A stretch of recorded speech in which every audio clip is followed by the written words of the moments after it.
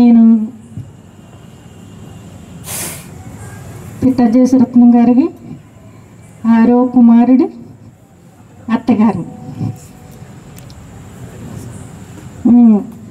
మాది Ravulapalem, east Godavari district. అయితే నాకు అంతగా మరియు వీరి కుటుంబం గురించి తెలియదు, కానీ నేను కొన్ని రోజులుగా నేను చిన్నబాబు కోసం ఇక్కడ ఉండడం జరుగుతుంది. అప్పుడు వదిన గారు మేము కూడా అక్కడ ఉంటాం.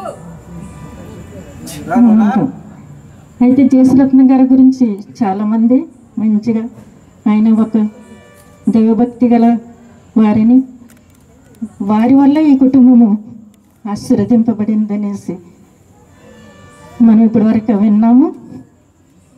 నీతిమంతుని జ్ఞాపకం చేసుకునేట ఆశీర్వాదకరము. అలాంటి నీతిమంతుని ఈరోజు మనము అందరము ఇక్కడ ఆయన చేసిన ఎన్నో కార్యాల గురించి, ఎందుకంటే మొన్న చర్చిలో కూడా ఫాదర్స్ డే రోజున కూడా ఆయన్ని జ్ఞాపకం చేసుకుని ఆయన చర్చికి ఎన్నో సలహాలు ఇస్తూ ఉండేవారనేసి పెద్దలైన వారందరూ కూడా అక్కడ చెప్పారు. అలాంటి దైవభక్తి కలిగిన ఆయన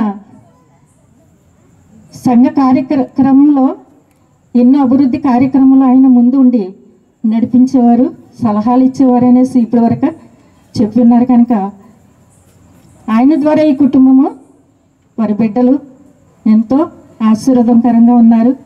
వారు కూడా ఎంతో ప్రేమ కలిగిన బిడ్డలు, చాలా ప్రేమగా ఉంటారు అందరూ కూడా.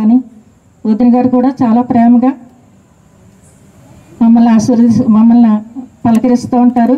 ఆవిడ మేము కూడా ఉంటాం. ఏయో కొన్ని, ఎందుకంటే ఆడవారం కనుక ఏ ఉన్నా లేకపోయినా అలాగే, ఎందుకంటే మనం దేవునిలో వెతుకుతున్నాం కాబట్టి మనం ఏమొచ్చినా కూడా వాటిని ఏం చేయాలంటే దేవునికే సమర్పించేసి, ఆవిడ కూడా మేమందరం కూడా ప్రార్థన చేసుకుంటూ ఆ గృహంలో చాలా ప్రార్థనా పరులుగా ఉంటామన్నమాట. అలాగే ఆవిడ ద్వారానే మేము యునైటెడ్ చర్చ్ కూడా సంఘానికి వస్తున్నాం. అక్కడ కూడా ఆవిడ ఎన్నో ప్రార్థనలు చేస్తారు. ఆవిడ ఏంటంటే ఆత్మలు రక్షించే అనేసి ఆవిడ పట్టుదలన్నమాట. అందుకనేసి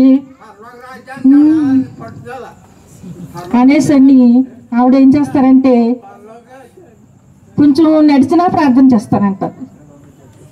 ఎవరొచ్చినా సరేనేమో నేను ప్రార్థన చేసి పంపిస్తానంటారు. ఎందుకంటే ఆవిడలో నేను చూసింది ఏంటంటే ప్రార్థన ప్రార్థన ప్రార్థన. ఆ ప్రార్థనే ఇంతకుముందు కూడా వాటి జీవితంలో ఉండేదనుకుంటాను. అందుకని ప్రార్థన ఎక్కడైతే ఉంటుందో అక్కడే ఫలింపు ఉంటుంది అనమాట. ముందుగా మన కుటుంబాల్లో కుటుంబ ప్రార్థన ఉంటే ఆ కుటుంబం ఎప్పుడు కూడా ఫలిస్తూనే ఉంటుంది అనమాట. యేసుప్రభు వారు అంజూరపు చెట్టు దగ్గరకు వచ్చి చూసినప్పుడు ఏమైంది? దీనికి కాయలు లేవు కనుక దీన్ని శపిస్తున్నాను. ఆ కాయలు ఏంటేంటి?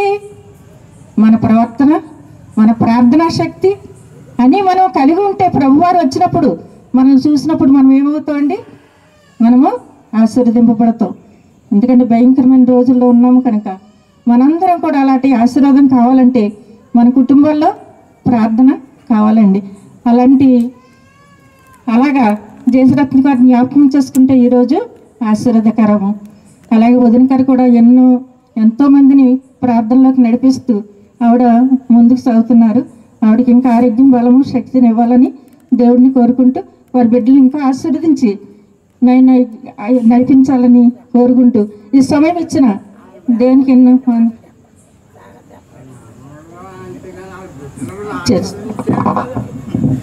థ్యాంక్ యూ అమ్మా.